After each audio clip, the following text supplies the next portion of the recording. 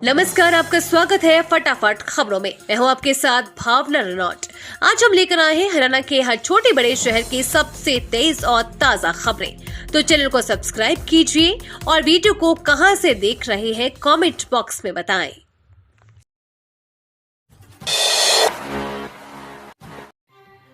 3 दिन तेज बारिश का अलर्ट। जाने आपके यहाँ कैसा रहेगा मौसम। हरियाणा में मानसून की गतिविधियां 1-2 दिन थमने के बाद फिर से बढ़ने की संभावना है। हरियाणा में मौसम फिर से बदलेगा और मानसूनी हवाएं फिर एक्टिव होने से 2 से 5 सितंबर के बीच प्रदेश के ज्यादातर इलाकों में अच्छी बारिश होने के संकेत है। चौधरी चरण सिंह की हरियाणा कृषि विश्वविद्यालय हिसार के कृषि मौसम विज्ञान विभाग के विभागाध्यक्ष डॉक्टर मदन खिच्चर ने रविवार को बताया कि मानसून टर्फ रेखा सामान्य स्थिति पर उत्तर की तरफ बने रहने की संभावना से राज्य में मानसूनी हवाओं की सक्रियता में बढ़ोतरी होने की संभावना है। हरियाणा में डेंगू का कहर, गांव शहरों में मरीजों की संख्या बढ़ी। स्वास्थ्य विभाग ने शुरू किया जांच अभियान। हरियाणा में डेंगू का खतरा बढ़ गया है। शहरी क्षेत्रों के साथ ही गांव में भी डेंगू ने दस्तक दे दी है। प्रदेश में डेंगू मरीजों की संख्या 100 के पार पहुंच गई है। लिहाजा विकास एवं ग्राम पंचायत विभाग ने सभी गांव में फॉगिंग कराने के निर्देश जारी किए हैं। वहीं गांव शहरों में बढ़ते मरीजों को देख स्वास्थ्य विभाग ने जांच अभियान छेड़ा है। विकास एवं पंचायत विभाग के महानिदेशक ने सभी जिला परिषदों के मुख्य कार्यकारी अधिकारियों, जिला विकास एवं पंचायत अधिकारी और खंड विकास एवं पंचायत अधिकारी को पत्र लिखकर निर्देश दिया है कि डेंगू व मलेरिया बीमारियों की रोकथाम के लिए फॉगिंग कराई जाए। भाजपा ने किसानों को घाटे में धकेला। एमएसपी पर हुड्डा हमलावर, कहा सरकार बनते ही बदलेंगे व्यवस्था। हरियाणा के पूर्व मुख्यमंत्री और विपक्ष के नेता भूपेंद्र सिंह हुड्डा ने फसलों के न्यूनतम समर्थन मूल्य यानी कि एमएसपी को लेकर भाजपा को घेरा है। कांग्रेस और भाजपा के 10 साल के कार्यकाल की तुलना आंकड़ों के साथ करते हुए पूर्व मुख्यमंत्री ने कहा कि सरकारी आंकड़े इस बात का प्रमाण है कि भाजपा ने सिर्फ एमएसपी बढ़ोतरी की रफ्तार पर ब्रेक लगाने का काम किया है और किसानों को घाटे में धकेला। यही वजह है कि आज हरियाणा समेत पूरे देश का किसान आंदोलनरत है। जेल अधीक्षक का पद छोड़ सुनील संगवान की राजनीति में एंट्री, भाजपा में हुए शामिल। हरियाणा के पूर्व राजस्व एवं सहकारिता मंत्री सतपाल संगवान के बेटे सुनील संगवान अब उनकी राजनीतिक विरासत को आगे बढ़ाएंगे। भोडसी जेल अधीक्षक के पद पर कार्यरत सुनील संगवान ने अपने पद से इस्तीफा दे दिया है। उन्होंने सरकारी सेवाओं से ही वीआरएस यानी कि स्वैच्छिक सेवानिवृत्ति लेने के लिए गृह एवं जेल विभाग के अतिरिक्त मुख्य सचिव अनुराग रस्तोगी को पत्र भेजा है। उनका इस्तीफा जल्दी मंजूरी होने की उम्मीद है। जेल विभाग में 22.5 वर्षों की सेवाओं के बाद सुनील संगवान अपने पिता की तरह राजनीति में कर लिया है। सुनील संगवान भाजपा में शामिल हुए और उनको हरियाणा भाजपा प्रदेश अध्यक्ष मोहनलाल बड़ोली और विप्लव देव ने पार्टी की सदस्यता दिलाई है। शंभू बॉर्डर पर सुप्रीम कोर्ट ने बनाई कमेटी, किसानों की शिकायतें सुन तुरंत रास्ता निकालने के दिए निर्देश। शंभू बॉर्डर पर प्रदर्शनकारी किसानों की शिकायतों को सौहार्दपूर्ण ढंग से सुलझाने के लिए पंजाब और हरियाणा उच्च न्यायालय के पूर्व न्यायाधीश न्यायमूर्ति नवाब सिंह अध्यक्षता में एक समिति गठित की है। जस्टिस सूर्यकांत और न्यायमूर्ति उज्जवल भूया की पीठ ने समिति को 1 सप्ताह के भीतर अपनी पहली बैठक बुलाने का निर्देश दिया। दिल्ली, गुरुग्राम और फरीदाबाद के लोगों को राहत। बंदवाड़ी टोल पर फास्टैग शुरू, 30 सेकंड में निकले वाहन। बंदवाड़ी टोल प्लाजा पर फास्टैग सिस्टम चालू हो गया है। इससे गुरुग्राम, दिल्ली और फरीदाबाद के लाखों लोगों को राहत मिलेगी। अब उन्हें टोल प्लाजा पर जाम से काफी हद तक राहत मिल सकती है। पहले दिन अन्य दिनों की अपेक्षा काफी स्मूथ ट्रैफिक निकला। 30 सेकंड में कम समय में फास्टैग रीड होने पर वाहन तेजी से निकल सके। ज्यादातर वाहन फास्टैग लेन निकले।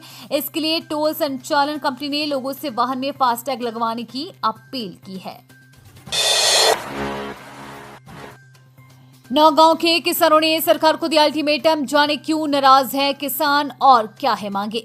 हरियाणा विधानसभा चुनाव 2024 के चुनावी शंखनाद के बीच किसानों ने सरकार को 10 दिन का अल्टीमेटम दिया है। किसानों ने अल्टीमेटम देकर बीजेपी की परेशानी बढ़ाने का काम किया है। किसानों ने 2 टूक कहा कि सरकार ने उनकी मांगों पर अमल नहीं किया तो चुनाव में इसका खामियाजा भुगतना होगा। 10 दिन बाद किसान एक बार फिर एकत्रित होंगे और किसको चुनावी मैदान में सहयोग करना है इसका फैसला लिया जाएगा। सरकार के भरोसे पर नहीं भरोसा। दरअसल चंद दिन पहले ही किसानों ने बीजेपी नेता पूर्व विधायक चौधरी जाकिर हुसैन की अगुवाई में प्रदेश के मुख्यमंत्री नायब सिंह सैनी से मुलाकात की थी, लेकिन आचार संहिता लगने की वजह से सरकार ने केवल भरोसा दिलाया था। किसानों ने अब साफ तौर पर कहा है कि भरोसे से काम नहीं चलेगा। अगर सरकार ने उनको मुआवजे समेत अन्य मांगों को नहीं माना तो कोई भी बड़ा राजनीतिक फैसला नौगांव के किसान ले सकते हैं। जसपा के पूर्व विधायक देवेंद्र बबली भाजपा में शामिल, संजय कबलाना भी आए साथ। विधानसभा चुनाव से पहले जसपा के पूर्व विधायक देवेंद्र बबली भाजपा में शामिल हो गए हैं। दिल्ली भाजपा मुख्यालय में उन्होंने पार्टी का दामन थामा। उनके अलावा गुरुग्राम के पूर्व जेल सुप्रिंटेंडेंट सुनील सांगवान व संजय कबलाना भी भाजपा में शामिल हो गए हैं। तोहरा के विधायक देवेंद्र सिंह बबली आखिरकार भारतीय जनता पार्टी में शामिल हो गए हैं। बबली पहले कांग्रेस में टिकट को लेकर प्रयास में थे, लेकिन कांग्रेस पार्टी द्वारा मना किए जाने के बाद बीजेपी में शामिल हुए थे। देवेंद्र बबली इससे पहले वर्ष 2014 में निर्दलीय चुनाव लड़े थे, लेकिन उस समय सुभाष बराला से हार गए थे। वर्ष 2019 में कांग्रेस में टिकट न मिलने पर जसपा की तरफ से लड़े और भारी मतों से विजय जीते थे। भाजपा और जेजेपी में गठबंधन होने के दौरान विधायक देवेंद्र सिंह बबली का किसानों ने विरोध किया था। वर्ष 2021 में बबली को सरकार में पंचायत मंत्री बनाया गया। दुष्यंत चौटाला से लड़ेंगे चुनाव, 5 को भरेंगे नामांकन। जेजेपी की प्रत्याशियों को लेकर हुई बैठक। हरियाणा के सिरसा में जसपा की राष्ट्रीय कार्यकारिणी की एक शहर के निजी संस्थान में हुई बैठक में पूर्व उप मुख्यमंत्री ने घोषणा की है कि वो चौटाला से चुनाव लड़ेंगे और 5 सितंबर को अपना नामांकन भरेंगे। इस बैठक में जसपा के अन्य संभावित प्रत्याशियों के नामों पर भी चर्चा की गई। इस बैठक में जसपा के राष्ट्रीय अध्यक्ष डॉक्टर अजय सिंह चौटाला, पार्टी की पॉलिटिकल अफेयर्स कमेटी व पार्टी की सलाहकार समिति के सदस्य मौजूद रहे। बैठक में ही हरियाणा विधानसभा चुनावों में संभावित उम्मीदवारों के नामों पर भी मंथन किया गया। वकील से मांगी 5 लाख रुपए की रंगदारी न देने पर परिवार को खत्म करने की धमकी। हरियाणा के पानीपत में वकील को व्हाट्सएप कॉल कर बदमाश ने 5 लाख रुपए की रंगदारी मांगी है। आरोपी ने रंगदारी न देने पर वकील के परिवार को खत्म करने की धमकी दी है। वकील को शनिवार रविवार को 4 बार व्हाट्सएप कॉल की गई। धमकी से सहमे वकील ने इसकी शिकायत मॉडल टाउन थाना पुलिस को दी है। पुलिस ने शिकायत के आधार पर अज्ञात पर केस दर्ज कर लिया है। पुलिस ने व्हाट्सएप कॉल के माध्यम से आरोपी तक पहुंचने का प्रयास कर रही है। पुलिस मामले के विभिन्न पहलुओं पर जांच कर रही है। मूल रूप से सफीदों की सीताश्याम कॉलोनी निवासी डॉक्टर गौरव देशवाल ने बताया कि वो अपने परिवार के साथ मॉडल टाउन में किराए पर रहता है। वो पेशे से वकील और स्काई लॉक ग्रुप का निदेशक है। उसके पास शनिवार दोपहर 2:30 बजे एक व्हाट्सएप कॉल आई थी। कॉलकर्ता ने उसके बच्चों के अपहरण करने की धमकी दी। उसने कॉल काट दी। रिश्वतखोरी के मामले में एससीएम अधिकारी मीनाक्षी दहिया की अग्रिम जमानत पर हाई कोर्ट का फैसला सुरक्षित। पंजाब एवं हरियाणा हाई कोर्ट ने रिश्वतखोरी के मामले में आरोपित एससीएस अधिकारी मीनाक्षी दहिया की अग्रिम जमानत पर फैसला सुरक्षित रख लिया है। हाई कोर्ट ने पहले ही अंतरिम राहत के तौर पर दहिया की गिरफ्तारी पर रोक लगा रखी है। हाई कोर्ट के जस्टिस अनूप चितकरा ने दहिया की अग्रिम जमानत की मांग पर सुनवाई करते हुए ये आदेश जारी किया। दहिया ने गिरफ्तारी से बचने के लिए हाई कोर्ट में याचिका दायर कर अग्रिम जमानत की मांग की थी।